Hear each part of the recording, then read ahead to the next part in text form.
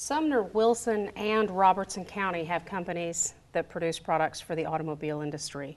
With what's going on in Detroit, have you seen or heard any talk of layoffs or scaling back or anything from these industries in our immediate area? Well, I don't think we've had any reports of any of the surrounding counties. County executive may know of some right here in the counties you just mentioned in Sumner. It is a situation that is going to be, quite frankly, here in dire straits. We have hundreds of companies here in Middle Tennessee that are based that help Spring Hill, where our major GM plant is. I know the Senate just today announced that they believe that they have a compromise that will help them, although I would make a prediction for you, it won't pass this Congress, and it'll be put in the next Congress, because a lot of citizens, quite honestly, have lots of questions on how to handle that. But that is another core example on how we're going to have to tighten our belt and so forth. But I'm unaware of any specific manufacturers, especially here in Sumner County, that have been affected. I really don't. I'm not aware of anyone right now that is planning a plant closing or anything of that nature right now. I think we have to be very careful and watch what's going on. I know that just yesterday, HCA closed their Portland hospital. So, when you talk about the state of the economy, I think and I'm not saying this to be an alarmist, but the thing that concerns me is, in the past, when I've seen the economy slow down, it may be a sector, it may be manufacturing, it may be construction, it may be medical. The problem is this time, or financial, the problem is this time you've got many sectors that it's involved in, and it's not only the national economy of the U.S., it's worldwide, it's global. And with that, we have to pay attention to every sector of our local economy. But,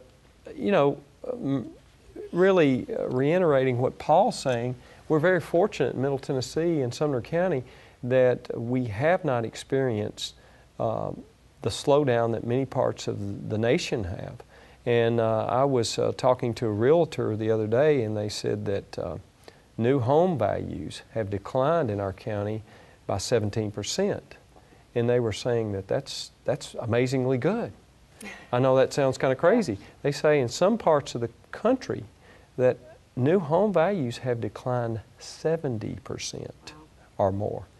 That's incredible. So that shows our resilience in this part of the country and in our county. Well, speaking of real estate, the Commission just approved $4.8 million for a new school transportation garage. There were weeks of discussion about this purchase. There were. What were the options, and why was this ultimately the best choice? Well, let me say this to start off with that question. Here's the good news: is a decision has been made by the County Commission, and we're going forward.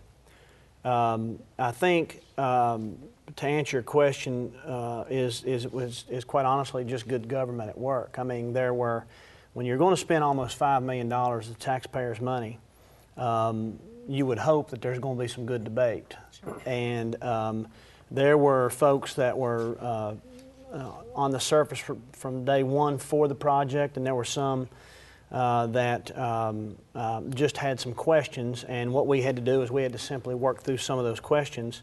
And I think we did through that. We had a couple of different months to that period, if you will, that you're referring to, trying to get those questions asked. But at the bottom line, at the end of the day, the County Commission made a decision, and we need to go forward. And let's not lose sight of what that new building was. It was the whole initiative was for economic development was to expand our airport. That was the whole reason we had to move where we were, to help the economic development here in Sumner County, which was unanimous support of helping the airport. There was just questions asked to get to that. And Paul's exactly right. When you look at a subject like that, that wasn't a real simple issue. It was very complex, but because it involved several different aspects, from the airport moving of the bus garage to a multi-purpose facility that include maintenance and storage and the bus garage.